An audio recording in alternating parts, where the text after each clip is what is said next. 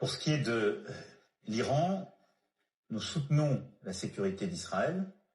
Et donc, si Israël devait être attaqué dans le cadre d'une représaille par l'Iran, la France, compte tenu de ses emprises, et si elle était en situation de le faire, participerait aux opérations de protection et de défense.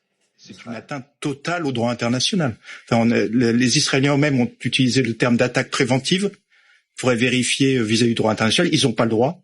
Donc, par exemple, on peut quand même dire, alors je trouve pas les mots, mais c'est vraiment le moins qu'on puisse dire, c'est regrettable. J'essaye de pas avoir des mots trop forts. La déclaration du président français, le ministre des Affaires étrangères français, qui parle du droit d'Israël à se défendre. C'est ce que j'allais vous dire. Donc, pour vous, il n'y a pas de droit pour Israël à se défendre. Mais, je sais pas, moi, on parle d'attaque préventive. C'est les mots employés par Israël. Attaque préventive par rapport au danger du programme nucléaire israélien. Aux dernières nouvelles, l'Iran a signé un accord. Je sais pas, peut-être le président Macron nous rappelle ça quand même, en 2015, qui garantissait que le programme nucléaire, je vous rappelle des faits, le programme nucléaire iranien reste civil, efface quand même jusqu'en 2025. C'est quasiment pour dire, je veux pas dire qu'il ment. Il dit des choses fausses. La France n'a pas tout fait pour que l'Iran reste dans cet accord. Donc le problème, effectivement, si vous voulez, qui s'est passé, c'est que Trump est sorti de l'accord en mai 2018, que l'Iran respectait, un accord validé par une résolution des Nations Unies.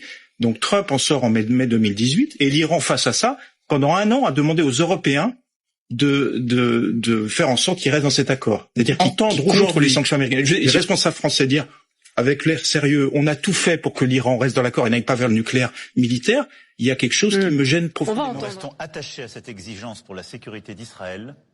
Je l'ai réaffirmé ce matin au Premier ministre Benyamin Netanyahou.